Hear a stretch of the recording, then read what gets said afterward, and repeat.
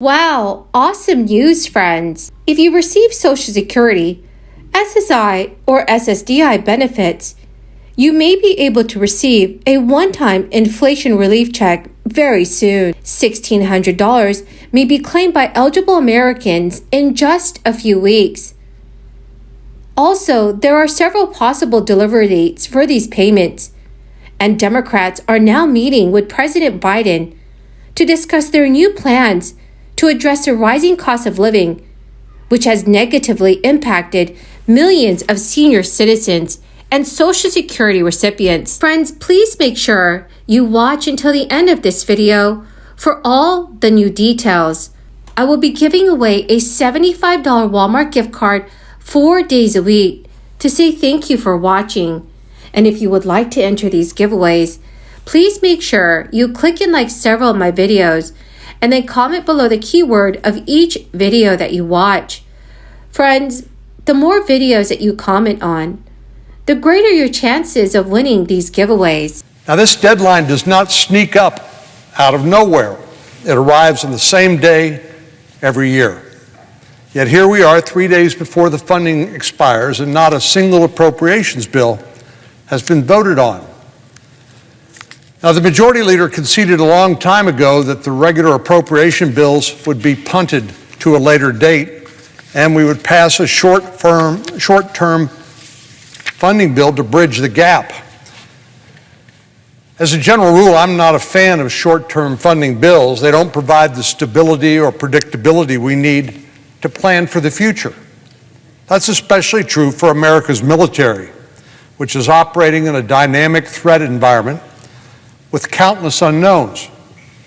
In order to plan for and prepare for the future, government agencies need a predictable budget, and stopgap bills simply don't cut it. As though this last-minute funding gambit isn't dramatic enough, the Majority Leader has raised the stakes even higher. He's not putting a clean funding bill on the floor, he's weighing it down with partisan freight. This is part of a political horse trade that happened a couple of months ago.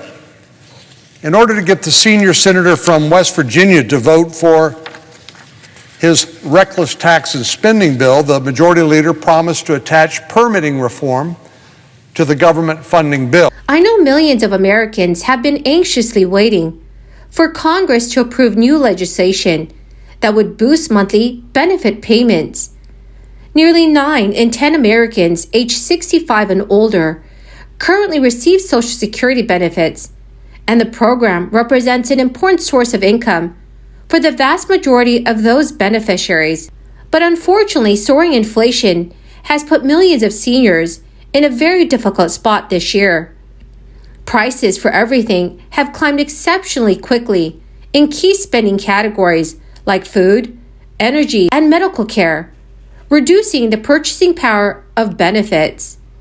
And for that reason, many seniors on Social Security are awaiting 2 important pieces of information. The first is a cost of living adjustment for 2023, and the second is a Medicare Part B premium for next year. The Social Security Administration implements a COLA each year to protect the buying power of benefits from inflation. But the Social Security Administration system is not perfect. For instance, it enacted a 5.9% COLA in 2022, but inflation has topped 5.9% in every month since that decision was made, meaning that senior citizens effectively took a pay cut this year. The Senior Citizens League estimates that seniors will see an 8.7% COLA in 2023. That is the largest COLA in the last 40 years.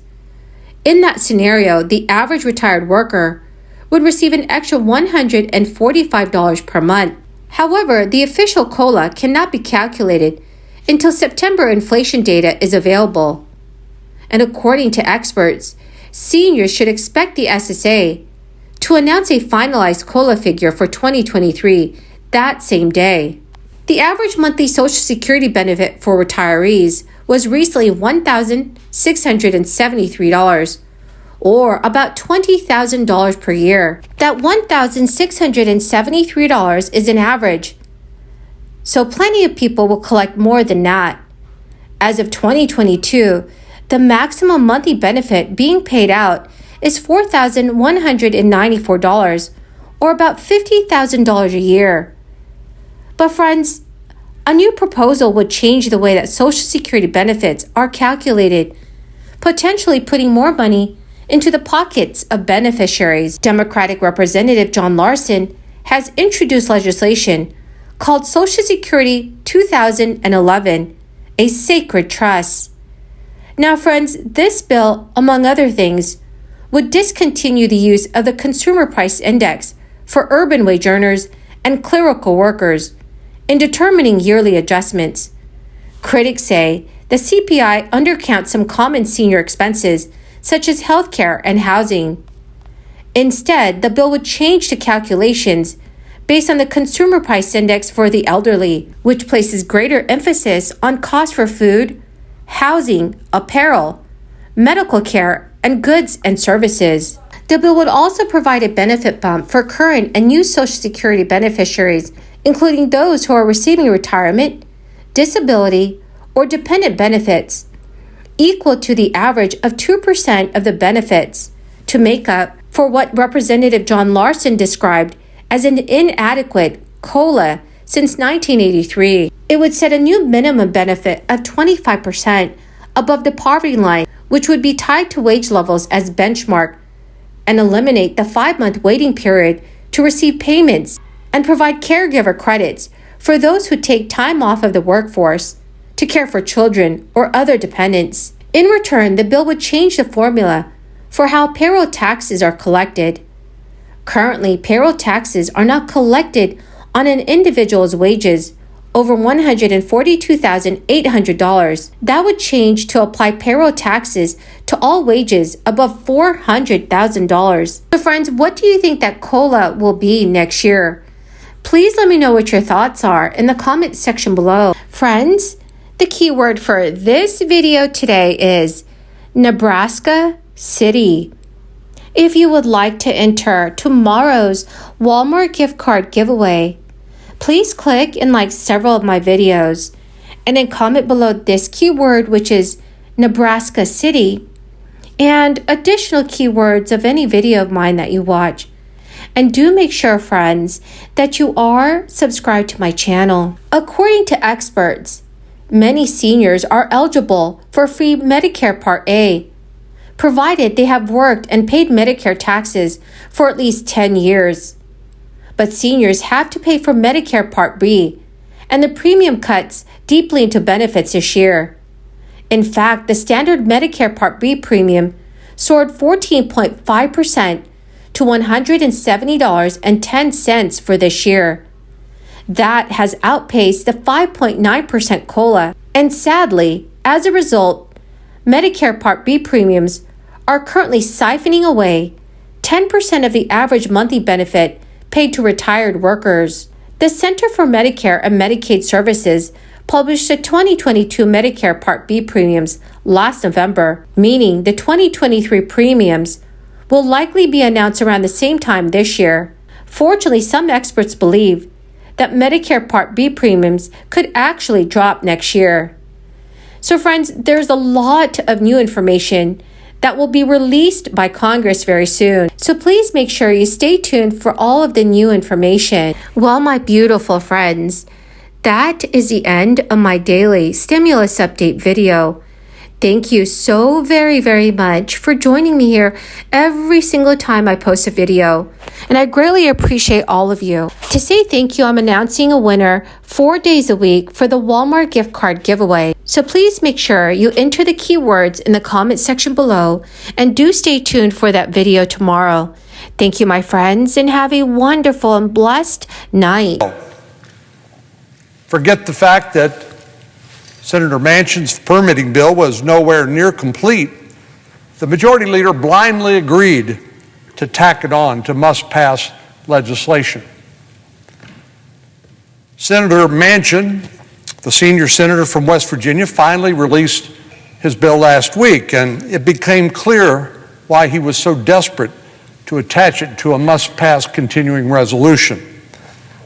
That's because the bill doesn't come even close to delivering the real common sense changes that were promised. The provisions meant to speed up the approval process for new projects lack teeth, making them unlikely to produce any real progress. The bill doesn't touch the environmental reviews, which cause a lot of delays to happen in the first place.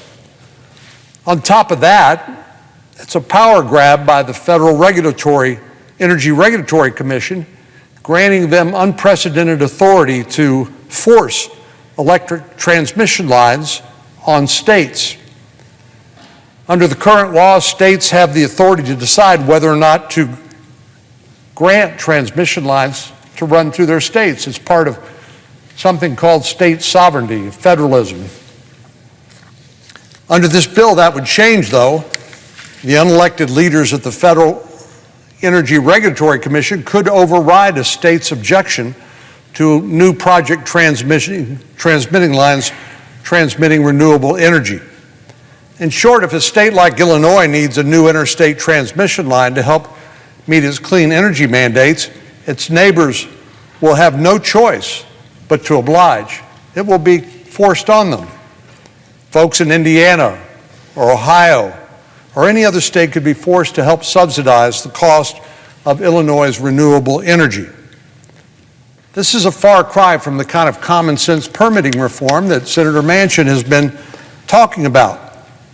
This bill falls short in almost every regard, which is why we've seen such broad bipartisan opposition.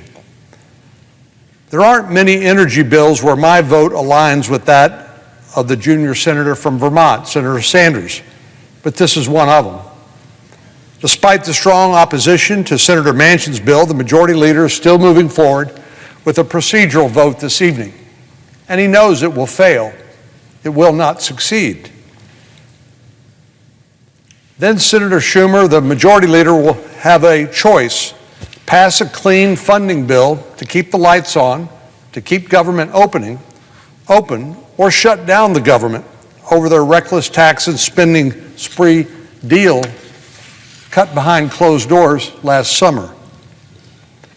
If you'll remember, a couple months ago, at the same time he professed publicly and privately that the disastrous radical tax and spending spree bill was dead, the senior senator from West Virginia was negotiating a sweetheart deal in secret, unbeknownst to Republicans and, by the way, unbeknownst to all Democrats other than the majority leader.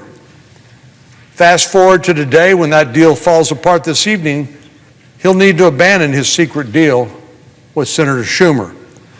For our country's sake, I hope the majority leader and Senator Manchin won't shut down the government. With so much economic uncertainty already, the last thing we need is a government shutdown.